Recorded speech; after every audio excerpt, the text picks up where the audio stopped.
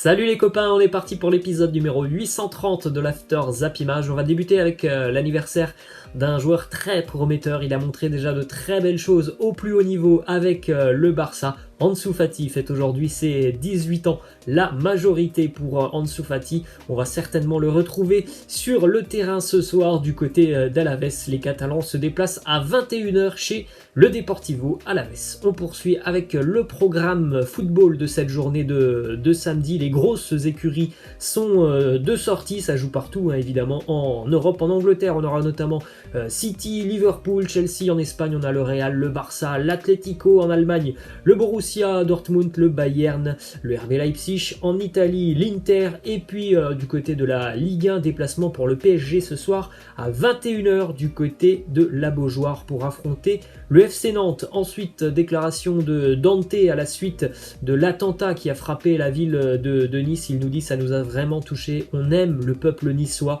la chaleur des gens, ça nous touche bien évidemment. Une des 3 victimes était brésilienne, elle était originaire de Salvador comme moi. C'est vraiment très difficile. Ensuite, on enchaîne avec une déclaration de Thomas Tuchel qui nous dit: on va tuer les joueurs, je l'ai toujours dit, on attend beaucoup des meilleurs joueurs avec l'équipe nationale. Il y a aussi énormément de voyages, c'est beaucoup trop, il n'y a pas de phase de récupération pour les grandes stars. C'est malheureusement le lot pour toutes les grandes équipes déjà depuis cette crise sanitaire. Malheureusement, il n'y a quasiment pas eu de vacances pour les grands joueurs l'été dernier, donc c'est sûr que voilà, ça fait quasiment 2 saisons consécutives à jouer à un rythme très régulier. C'est très difficile pour les organismes, ça se voit un petit peu partout, il y a des blessures, ça se voit du côté du Paris Saint-Germain. Thomas Tuchel, il l'a dit et il a raison, à chaque match du PSG, il y a quasiment un blessé par match du côté de Paris, donc évidemment c'est très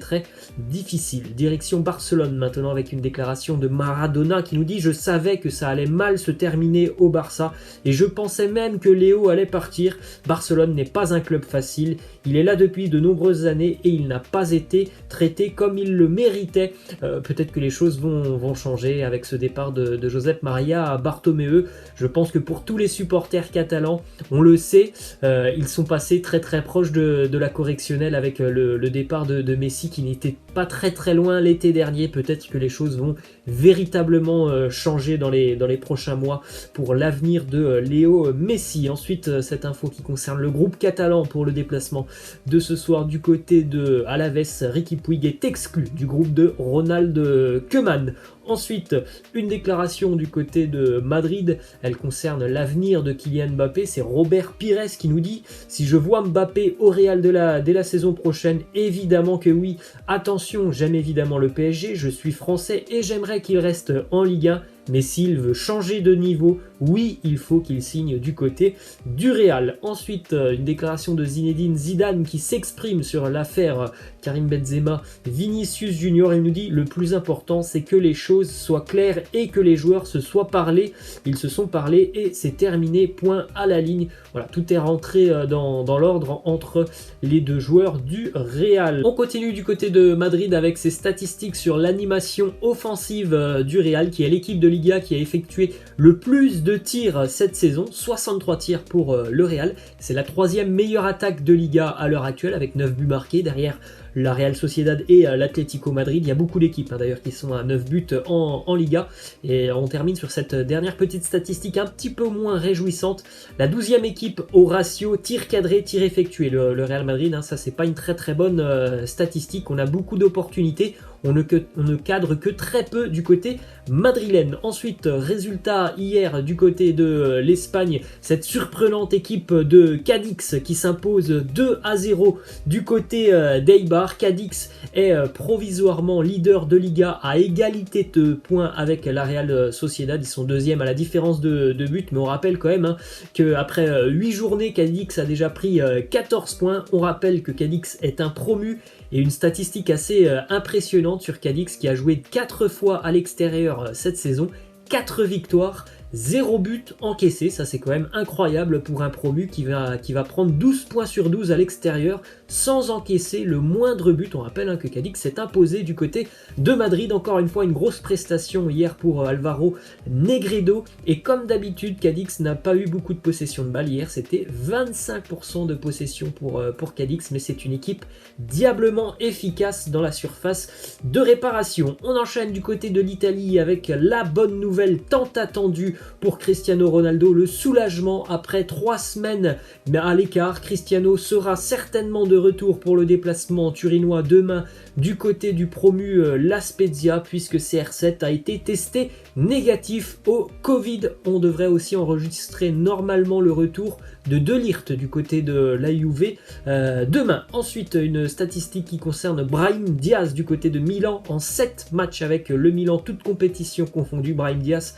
a marqué 3 fois, soit déjà un but de plus que lors de ses 20 derniers matchs avec le Real Madrid entre les saisons 2018-2019 et 2019-2020. Comme quoi, pour certains joueurs, il faut tout simplement changer d'air, il faut aller trouver un petit peu plus de temps de jeu, retrouver un petit peu la confiance, et c'est ce qui permet à Brahim Diaz pour le moment de vraiment s'acclimater très bien du côté de la Serie A. Direction l'Angleterre maintenant avec une info qui concerne Everton qui va recevoir Newcastle ce week-end. Carlo Ancelotti a confirmé que Rames manquera ce match face à Newcastle. Il devrait être de retour pour le prochain match des Toffees. On poursuit avec une autre info du côté de Tottenham. C'est un message envoyé par l'entraîneur Carlo Ancelotti aux dirigeants parisiens en ce qui concerne le dossier Moise Kean. Il nous dit: nous avons décidé de lui permettre de partir en prêt pour qu'il joue davantage. Il reviendra à Everton la saison prochaine. Donc dans son objectif et dans son idée, Carlo Ancelotti,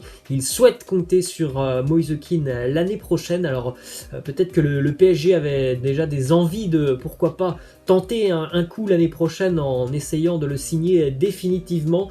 Visiblement du côté d'Everton, ça ne sera pas une option. Il devra retourner du côté de l'Angleterre. Ensuite, on jette un petit coup d'œil aux affiches de PL aujourd'hui qui seront diffusées sur RMC. Ça démarre à 13h30 avec un déplacement de Manchester City du côté de Sheffield United. Sheffield qui n'a toujours pas gagné un match en ce début d'année. À 16h, Burnley reçoit Chelsea, et puis 18h30, déplacement pour West Ham du côté d'Anfield face à Liverpool. On poursuit avec le premier résultat de cette journée de Premier League. C'était hier soir au Molineux Stadium de Wolverhampton.